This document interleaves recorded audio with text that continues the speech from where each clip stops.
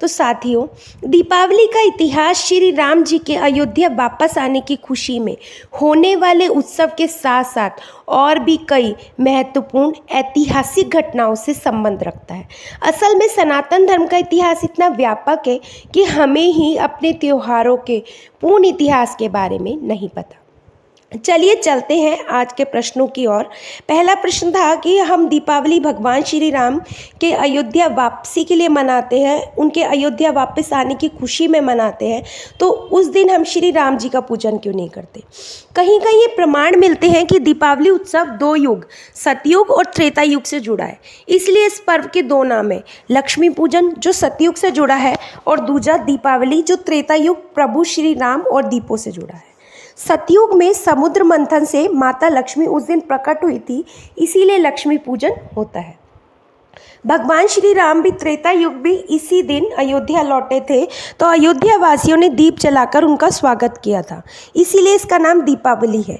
परंतु कुछ विद्वानों का कहना है कि कुछ ग्रंथों में ऐसा बताया गया है कि जिस दिन रावण का वध हुआ था उसी दिन भगवान राम अयोध्या लौट गए थे, क्योंकि उनके भाई भरत जी ने कसम खा रखी थी कि अगर प्रभु पूरे 14 वर्ष होने पर एक भी दिन अगर ज़्यादा लगाते हैं तो वे खुद को अग्निदाह कर लेंगे, खुद को समाप्त कर लेंगे। और देखा जाए तो दशहरे पर रावण का वध हुआ था, दशहरे के 20 दिन बाद दीपावली आती है, तो इसीलिए संभव नहीं है कि दीपावली भगवान श्री राम से जुड़ी हो। अब आपके मन में सवाल आ रहा होगा, ये तो ठीक है, लेकिन माता लक्ष्मी और गणेश जी का आपस में क्या रिश्ता है और दीपावली पर इन दोनों की पूजा क्यों होती है। चलिए चलते हैं इस उत्तर की ओर। लक्ष्मी जी जब सागर मंथन में मिली और भगवान विष्णु से उनका विवाह किया गया तो उन्हें धन और ऐश्वर्य की देवी बनाया गया। उन्होंने धन को बांटने के लिए कुबेर को मैनेजर बनाया। कुबेर कंजूस वृत्ति के थे, वे धन बांटते नहीं थे, स्वयं धन के भंडारी बनकर बैठ गए। माता लक्ष्मी परेशान हो गई कि उनकी संतान को धन नहीं मिल पा रहा, उनकी कृपा नहीं मिल पा रही। उन्होंने अपनी व्यथा भगवान विष्णु को बताई। भगवान विष्णु ने कहा कि तुम मैनेजर बदल लो। माँ लक्ष्मी बोली, यक्षों के राजा कुबेर मेरे परम भक्त हैं, उन्हें बुरा लगेगा।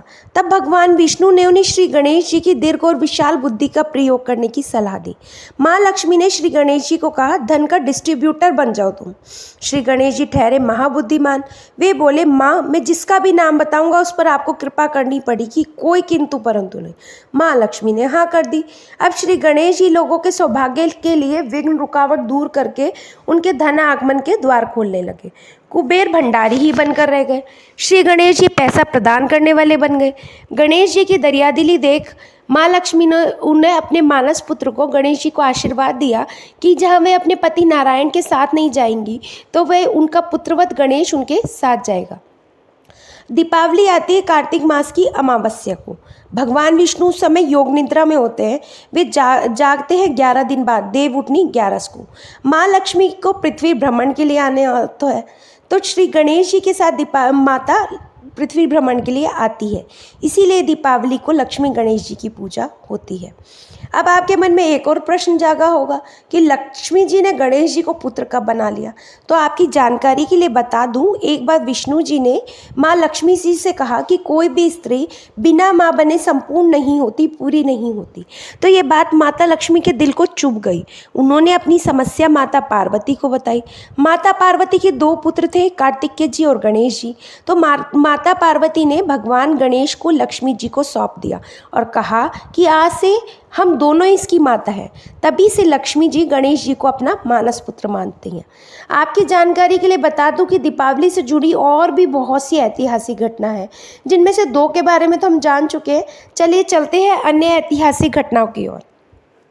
तीसरी घटना है भगवान विष्णु द्वारा लक्ष्मी जी को बचाना।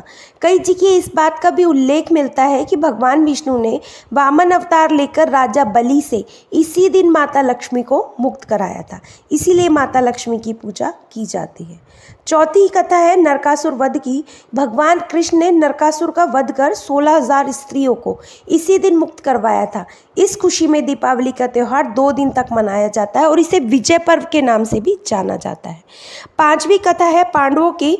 महाभारत के अनुसार जब कौरव और पांडव के बीच में होने वाले चौसर के खेल में पांडव हार गए थे और उन्हें 12 वर्ष का वनवास और 1 साल का अज्ञातवास मिला था, तो वो वनवास और अज्ञातवास पूरा करके इसी दिन वापस लौटे थे। उनके लौटने की खुशी में दीप जलाकर खुशी के साथ दीपावली मनाई गई थी। छठी कथा है राजा विक्रमादित्य के राज तिलक की। राजा विक्रमादित्य का राज तिलक का प्रसंग भी इसी दिन से जुड़ा है।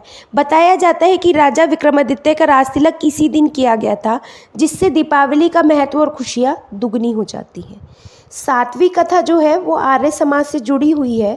स्वामी दयानंद सरस्वती द्वारा आर्य समाज की स्थापना भी इसी दिन की गई थी। इस कारण भी दीपावली का त्यौहार विशेष महत्व रखता है। आठवीं जो कथा है वो जैन धर्म से जुड़ी है। दीपावली का दिन जैन संप्रदाय के लोगों के लिए भी विशेष महत्व रखता है, क्योंकि जैन धर्म इस पर्व को भगवान महावीर जी के मोक्ष दिवस के रूप में मनाता है। ऐसा माना जाता है कि कार्तिक मास की अमावस्या के दिन ही भगवान महावीर को मोक्ष की प्राप्ति हुई थी। नौवीं कथा जो है वो सिख धर्म से जुड़ी हुई है। सिख धर्म के लिए भी दीपावली बहुत महत्वपूर्ण है। इस दिन को सिख धर्म के तीसरे गुरु जो अमरनाथ जी थे, उन्होंने लाल पत्र दिवस के रूप में मनाया था, जिसमें सभी श्रद्धालु गुरु से आशीर्वाद लेने पहुंचे थे। इसके अलावा सन 1577 में अमृतसर के हरि मंदिर साहिब का शिलान्यास भी दीपावली के दिन ही किया गया था। 10वीं कथा वो भी सिख गुरु से ही जुड़ी है। सन 1619 में सिख गुरु हरगोविंद जी को ग्वालियर के किले में 52 राजाओं के साथ जो मुक्त किया जाना था, वो भी इसी दिन की घटना से जुड़ा हुआ है। इसीलिए इस पर्व को सिख समाज बंदी छोड़ दिवस के रूप में भी मनाता है। इस राजा व हरगोविंद सिंह जी को मुगल बादशाह जहांगीर ने नज़रबंद किया हुआ था। आशा करती हूँ दोस्तों आपको ये कहानी अच्छी लगी होगी।